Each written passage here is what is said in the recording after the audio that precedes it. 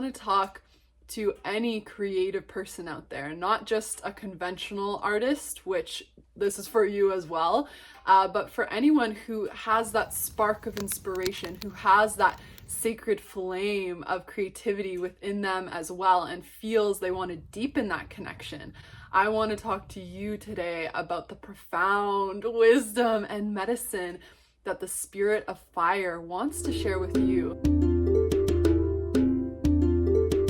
Welcome, friends.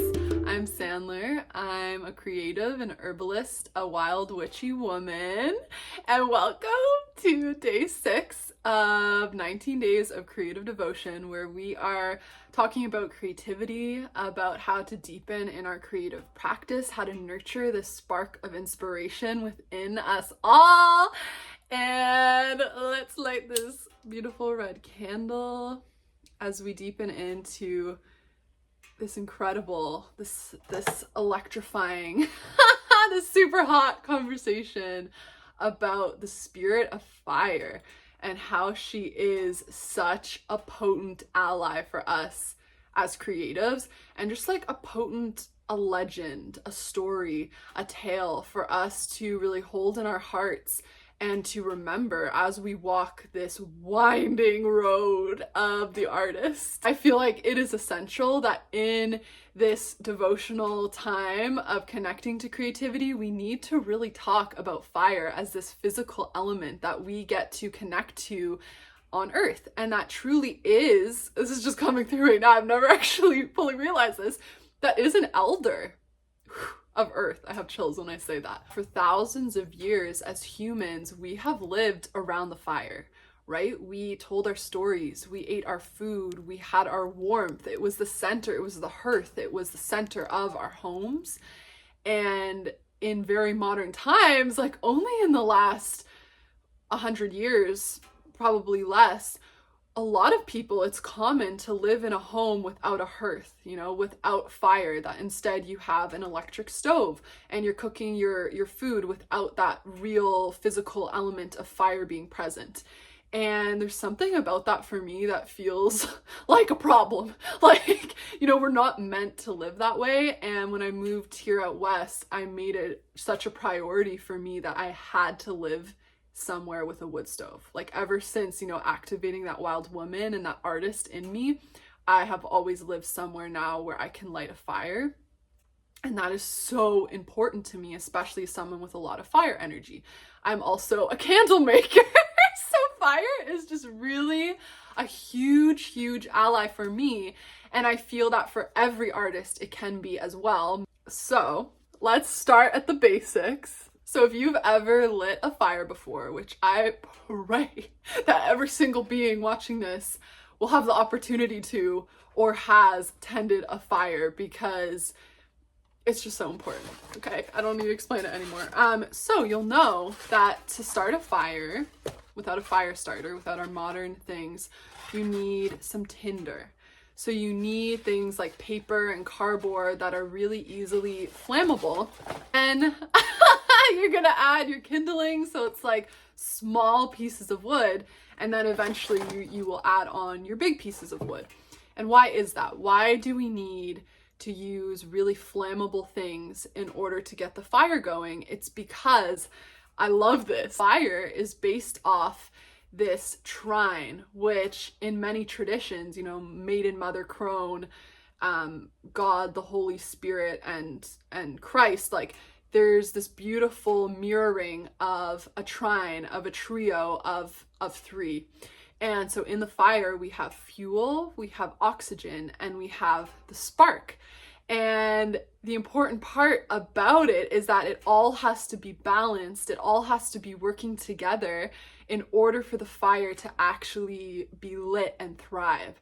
And the reason that we use small pieces of wood and tinder when we start lighting the fire is because we don't want to suffocate it. We can't just put all the fuel on and then there's no oxygen, right? Because the spark is really small at first. And then as the spark is using the fuel and has the oxygen and it grows larger and larger, then we can put on bigger pieces of fuel, of wood.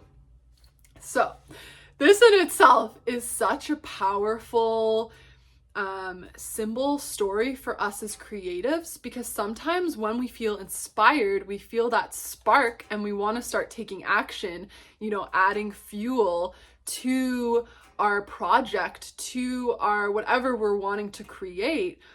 We can try to do too much at once, right? We can try to load on the big logs. We can try to take on and like overflow our plate, and then it begins to crack. Like we're spinning too many plates at once, or the plate is too full and it's too heavy. It's suffocating. It doesn't have enough spaciousness, enough oxygen, right? And so I feel like doing this challenge, obviously this is a big challenge for me, but it was important for me to do it in a way where it didn't feel too overwhelming. Like that's like the big thing here is I think sometimes on our path of creativity, we get so excited by that spark and by the vision and the dream and that creative, like, oh, this fills me up and this excites me and this, I feel the passion and the fire, that we load it on too thick and then it suffocates us, then it overwhelms us, and then we're not able to actually grow the fire so it can keep us warm, it can keep going, because we've put too much on at once. And so then once you have your fire going, just as once you are stoking the creative flame within you, you know, you're slowly showing up to your creative practice. You're slowly taking on a project, baby step by baby step. You're adding in those little pieces of wood and it starts to grow. Then you can add in, you know, these bigger pieces of the puzzle. You can add in the big logs that will then sustain the fire for a longer time, and then you don't have to tend it so frequently, right? Like when something is just beginning, just like something sprouting from the earth, like when there's like a little seedling and it's just beginning to grow, we need to really nurture it. We need to give it just enough water, or it might drown. We need to give it just enough sun, or it might like wither away if it has too much sunlight. It's the same thing with fire. We need to nurture it just right, and then when it starts to grow bigger, it can begin to sustain itself and it will bloom into the beautiful flower it is, or our fire will, you know, warm our whole home and it will be the center of life and warmth and coziness. But it can only do so if we've nurtured it properly at the beginning, because it's very sensitive and vulnerable at the beginning, your creative project, your vision, whatever it might be. So that's also, to me, why it's very important to not have too many outside opinions, to not tell too many people when you're first have that spark of inspiration or you're first beginning to cultivate that little fire. But then as it can sustain itself and it's become more mature, it actually takes on this life of its own. Then, you know, we can begin to share it with others. We can begin to all gather around the flame. We can begin to, you know, dance around that bonfire all together, and we can, you know, maybe we'll roast some marshmallows. Like, it's this layer of like, as your project evolves, just like a tree as well, it will start to grow, you know, the many branches that will come off of it. Like that is just such an innate design, just like the cycles we've talked about in other videos. Like there's an innate design to these elements of how they flow and how they express that can mirror within us, especially when we're talking about creativity. Sometimes even when your fire has been going for a while and it's getting these embers, right? Which like to me feel like almost like these evergreen pieces of our creative work, of our creative projects that, you know, they're always there, but they don't need to be tended because they're really mature and they're really holding the flame, you know, so hot. Even, you know, when we have those embers, sometimes we need to give it a little, you know, add a little air, add a little oxygen in. And that is just so true when it comes to our creative work and our businesses and our projects and whatever it might be. Like sometimes we need to bring in some fresh air. Like we need to open the stove up and we need to really like get in some fresh perspective or get in some fresh people or energy, or we need to go to a new place and receive inspiration from there. Like, I think that is such a critical part of sustaining our creative work. And those logs, I feel like those big ones that you put in, you can kind of see them as well as pillars. Like, what are the pillars of my creative work? Like, what do I really stand for? What is constantly inspiring me? What do I feel like I could share about and create about over and over and over again? Like, I feel like we all need those pillars. And I know for me, like, it's definitely creativity, herbalism, spirituality. Like, these things feel like an endless well within me. They feel like a spark that is never going to die away, at least at this point in my life, because I am just overflowing with inspiration and I want to keep cultivating it. It's also the question I feel with your creativity, with your fire. It's like, what creative work inspires me so much that I'm willing, you know, to sit around this fire and tend it all night long?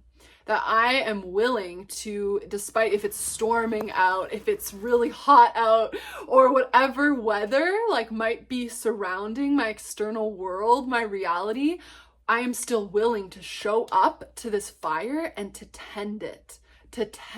Like, are you a fire tender? And I just love that it's called tender, because it it feels like we need this level of sensitivity, of connection to our hearts. We need this connection to the tenderness in order to truly be able to take care of a fire and to maintain it and sustain it. And I feel like that is the same way with our creativity. Like, if we get too hardened off by the world, it almost feels like, you know, our fire starts to go cold inside of us. And also, though, I truly believe that our creative spark never goes out. Like, this is the eternal flame within us, that as long as you are breathing, right? This is the life spark. As long as you are breathing and you are still alive, it is still in there within you. But maybe you've been putting on like wood that is rotten, or maybe you've been using wood that has been soaked with water and it just won't light, right? It's not conducive to a really warm and enlivened fire. So maybe asking yourself, like, what fuel am I giving to the fire? Am I giving enough oxygen? What quality is this fuel? Like, what am I feeding my creative energy with? How am I helping to tend to my internal fire is like such a good question to ask. Okay, and then I want to tell you about this miraculous moment I had just before I started filming this video. And I was making my fire. Right here is my wood stove that I'm recording right next to you. Maybe you can hear the fire going. And I was like, okay, I was feeling into what's the video for today. I was connecting in with Brigid. I was connecting with fire. I was slowly building it and receiving as I did this. And then it just completely lit up without me lighting it. Like, this has never happened to me before. It was so magical, you guys. It was so good. And that was because there was actually a log in there from last night. Didn't realize that was actually, there were embers. And once I gave it the proper fuel again, it lit back up. And I feel, to me, the message there is to like look back at maybe the creative projects that you've left not to be tended to, you know, the creative projects that you think are just a burnt out piece of wood that doesn't have any life left in it, that doesn't have any creativity, and oh, it's like dusty in your cupboard in a drawer, like you've forgotten about it. Maybe looking at like, okay, maybe there is still some life left in it. Maybe if I give it some oxygen, if I give it some new fuel, if I start to nurture it again, it can be lit back up. And of course, in a different way. There is an important discernment as a creative to feel into what is a project that it's time to let go of. It's time to give up. It's time to turn the page and move on to something new. And I think it's important that we don't have a bunch of doors open all the time of like old stuff we worked on and we never fully close the door. Like, I think it's important to keep our creative channel clear and not have too much going on at once. But maybe there is, you know, that book that you started years ago and you only got a few chapters in, and then life, you know, got in the way and you never finished it. or maybe you have a channel like me online, or maybe there's a hobby that like you bought all the supplies for and you never actually started making anything. And I know for me, candle making, I remember I bought all the supplies and then I actually, I don't know if I shared this before in here, but I couldn't figure out how to get the wicks through the mold, and I got so frustrated that I stopped making candles for probably like 6 months. And I just thought, wow, I wasted like $600 on all the supplies, like what a waste. And I was so upset with myself. And then I just came back to it and I slowly started to learn and move through the blocks of what had blocked me before. And now I sell candles, you know, like we can come back to what sparked us, and maybe it just wasn't time, right? Maybe it just wasn't time. Like maybe it was the summer and you didn't really need that fire right now to keep you warm, you know, like, and so it's okay. It can just be an ember, it can just be sitting there. But now it's the winter and it's time to tend to that fire again. And the last thing I feel called to share, sometimes the fire can get too hot. It can, you know, we have the wildfires out here on the West Coast. And I feel like then the medicine of water comes in. And to me, what that feels like a reflection of on our creative journey is that sometimes we become so obsessed with the creative work we're doing and with the project that like we forget to really take care of ourselves, and we get so hot that we forget that we also need to be soothed. We also need to be hydrated. We also need to sometimes like calm down a bit and like relax and not be so filled with passion and inspiration and this fire that like we're not sleeping and we're not eating and we're I know I kind of get that way sometimes for me, where I am so hyper focused on what I am working on, and it's filling me up with so much joy that I often forget to care for this vessel, to care for my life outside of my creative work. And so I feel like it's so important for us like to commune with fire, to commune with the spirit, this ancient spirit of the elder of the flame. But it is also equally so important to connect to the other elements and to not forget that we need them all. Like we need them all to like a full spectrum relationship with these ancient allies, with these elements of the earth, in order to feel like a healthy, you know, a healthy human. Yeah, a healthy human. So if you made it to the end of this video, I would really encourage you to go receive your own wisdom from fire. Go light a fire, or even simply light a candle and do some candle gazing. Just spend some time sitting with fire and you will receive even more like goodness. You know, you will receive so much just by sitting in the presence of fire. So thanks so much for watching this video. I would love to hear from you in the comments. Like, what is your relationship to fire? How has she been an ally for you on your creative journey and beyond? And yeah, I hope you have a warm, cozy, blessed, fiery day. And I will see you tomorrow.